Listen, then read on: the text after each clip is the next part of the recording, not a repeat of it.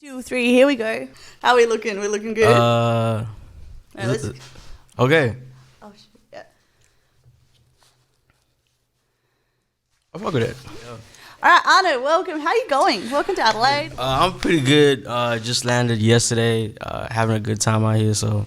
Yeah, what'd you get up to last night? Picked you up from the airport, and I was like, try our food. It's a Friday night. Yeah. Adelaide will treat you well. We went to like this place called Dog and Duck. Yeah. So you went to Hindley Street. Yeah, we were turning up, and then we went to sleep, and then we woke up mad late, and then we missed sound check a bit, and then pulled up. But yeah, it's been a dope time in Adelaide. I was gonna say I don't think anyone ever goes to Dog and Duck and pulls up early. So it would have been weird if you had done that. Right.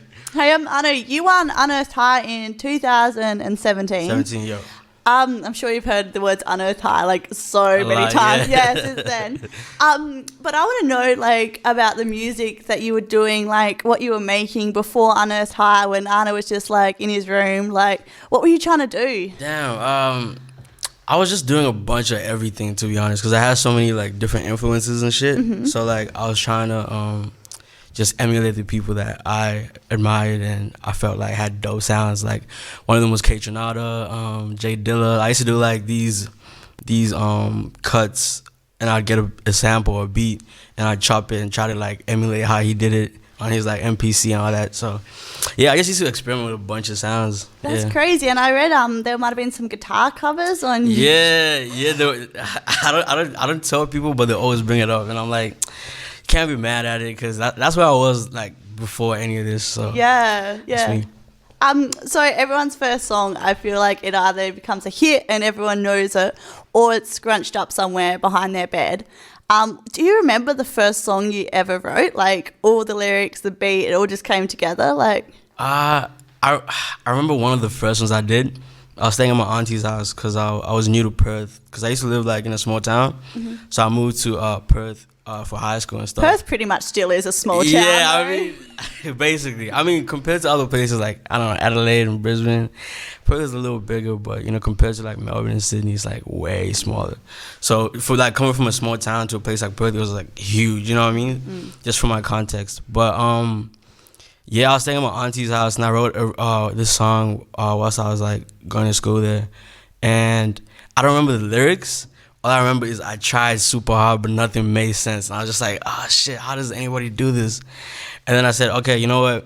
I'm gonna make beats. So I started off just making beats, because I used to play guitar, and like I learned all these instruments and stuff. Mm-hmm. Do you think, sorry, just to interrupt, but did you think that knowing all those instruments like gave you a big leg up when it came to like making your own beats? Yeah, 100%, because you already have like the background in music, like knowledge and terminology and stuff. And like making beats is more digital, but you can use like the foundation you have basically for anything. Like even just writing like actual just lyrics as well, like or melodies, you know what I mean? You can use all this background. Yeah, so don't be embarrassed about your guitar covers on YouTube, mate. Anyway, back to your auntie's house. Back to your auntie's house. You're trying to write this song. Yeah, I was trying to write this song, and like, I don't know. I don't think it really worked. And then I wrote this, my first ever like actual rap track. I released that like year 10, like end of year 10 or something. And it's called Curtis Williams. It's still on SoundCloud right now. It's not for sale. I remixed this Curtis Williams track, Watch. And yeah, that's pretty much it. Yeah, is that like, were you super proud of that? Like, what was that feeling of like, the frustration of like not being able to get a song together? Like, how does anyone do this? And then finally you did, and you released your first song. Like, that must have been like a super proud moment for you. Yeah, 100%. It was definitely cool. Like, cause I posted it, and I didn't think anyone would really like pay attention to it, cause I started off with like just beats. So I used to upload instrumental like tracks I'd make. And then I uploaded the rap one, and then people from my school were like, "Yo, man, you rapping now? Like, that's so cool, bro!" Like, da da da da. Kids from my neighborhood were like, "Yo, bro, like, you should do that more, bro. Like, just pick up the swag, start walking around like this." Yeah, 100%. I felt hot the whole week. Like, as soon as I dropped it, I was like, "Yo, shit changed." You know what I mean? And so it's just been dope ever since that moment, and like learning that I could capture more people's attention as well when I started using my own voice. So, yeah. So you mentioned before, like, you were inspired by heaps of different artists. Who was like the artists that were really influential in you finding your feet as a hip hop artist? In hip hop, I mean, I've always been a fan of hip hop because my sister like used to listen to like rap like when we were growing up, and like rap, R&B, 2000s era, like even current shit. So my influences were like just the standards, you know, J. Cole, Kendrick, you know what I mean? I had people like Jay Electronica, you know, I was a huge fan of Kanye, you know. In terms of like, I don't know, Jay Dilla was a huge influence on me. Just like he made beats, but like he'd make a lot of rap beats, so like people would freestyle or rap over his tracks and stuff. And like, I don't know, I felt like that was my first like huge, like, yo, this is crazy. This you know is what I mean? it's at. Yeah, that moment's super important in like your 100%. career as an artist, isn't it? It's just like that, whoa, that super defining huge, moment. yeah. So I know we've worked out you're a bit of jack of all trades, like with the beat making and all of that. You're still like really heavily involved in the beat making of your songs, like to this day, aren't you? Yeah, 100%. Yeah. I mean, the latest ones, I've taken a more like backseat approach to them, because like I've been working with like a lot of dope producers, and they already have their like sound and stuff. Is that hard as an artist? Like, you know what sound you want. It's like, it's gonna take the passenger seat for a little bit, but don't do that. Yeah, 100%. But like the way I feel about it is like, sometimes when they show me their beats, like there's nothing I want to change. You know what I mean? That's like, if there's nothing I want to change on the beat, that's the track I want to use. You know what I mean? If I have to work on it, then I'm gonna be more hands on and stuff. But yeah, usually the beats that I just get, like, or the beats that I suss, whenever I have sessions and stuff, they're just perfect. Like I'm like, yo, this is it. Like, don't change anything. Let me go in. You know. So I know what's the key to a good beat? Like, what do you hear and it's like, yes, that's it. Like, can you explain it? Can you put it into words? That's a very hard question. I think for anybody, because you know everything's subjective. Like usually someone might be like, yo, like good beats have to have a lot of drums. Good beats have to have a lot of this. For me, it's like the association with like a moment you can attach it to, or like I used to be a really like visual person where like if I listen to a song, I imagine like a movie scenario where that song is playing, and like that would be what, you know, excited me about that beat or that song. So I really mess with textures as well, like just normal sounds, like even like, I don't know, like like a sound on the table or like rustling and stuff. Like I really mess with those textures and sound building like that. So maybe we could get that snippet out of the interview, just that little bit, like be on the next track. 100%. So you're a super humble guy, and you always just like seem to be like a cool cucumber. Is there ever been a time you've been completely starstruck where you've just kind of, you know, the voice has got a bit higher, there's been like a couple of sweat beads? I mean, it happened. There's always a moment where I experienced that. Like the first time I met Remy and Sensible J, and they just released their last joint album like together.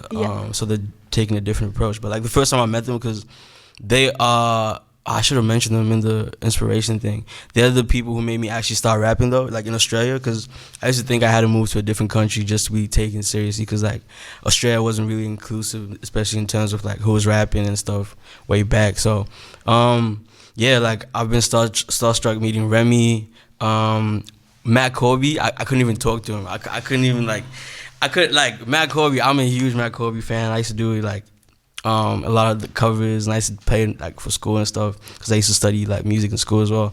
And like when I saw him, I was just like, yo, I couldn't even walk up to him. But all my homies were like, oh yeah, man, how's it going? Like Kwame and stuff, they're close, they're cool.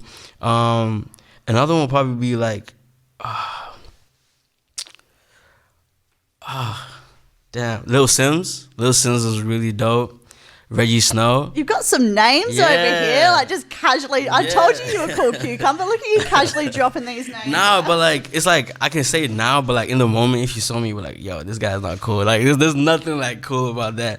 The coolest thing I've done though was like Sesh'n with Reggie, and like it was like outside of the Sydney show, and like he's like, oh yeah, you guys were dope. Like, you know, well, what are you guys doing now? And like we just rolled up, smoked up, and then basically the night ended like that. Like it was just, I think that's one of the coolest encounters. But usually I'm just like, you know, nah, that stuff's cool. Like, that's awesome. I feel even cooler just hearing you say this stuff. Like I'm like, yeah, I'm cooler now. I'm gonna start doing the ARNO swag, walking around. Hey, I read that like performing live, you say it's your thing, right? Can you tell me about the feeling you get when you're behind the mic, you're on stage? Like, if that's your thing after all these other things and performing live, still what stands out for you? That must be a pretty special feeling. Yeah, I think it's really dope because you get to see the visual. You get to physically see the listeners. You know, usually it's like numbers, and you just like see numbers, or like I'm hot in this city, I'm not hot in this city and stuff. But like when you actually see the people and they're physical and they're in front of you and they give you energy, you know, and they appreciate what you're doing, it's just really dope. Sometimes it makes me want to perform even better. Like I've had really bad shows as well, like where nobody really cares. Like first time I toured with All Day, we did like this show in Coffs Harbour, and like nobody really even cared. Like people didn't even really show up for our set. And then as soon as like All Day was just about to go on, like the whole room filled up, sold out, like clean. Like I was like, damn. So like there's a lot of ups and downs, but like just performing and just like even working for a crowd, like people might not know who you are, and you're like rapping, and then you got to get them interested in you, like something like that. I think it's very dope. I think it's very cool, and it's live expression as well. Like you work on the track, you perfected it, and now you just get to like experience it again, but with all these people. It's really dope. Yeah. Sick. Well, I can't wait to see you perform tonight. Thank you. It should be a good time. Thanks for taking the time to chat. Thanks for having me. I reckon that we should get back out. I think doors might be open soon, so we should probably, head out there. 100%. Thanks, Arno. Thank you.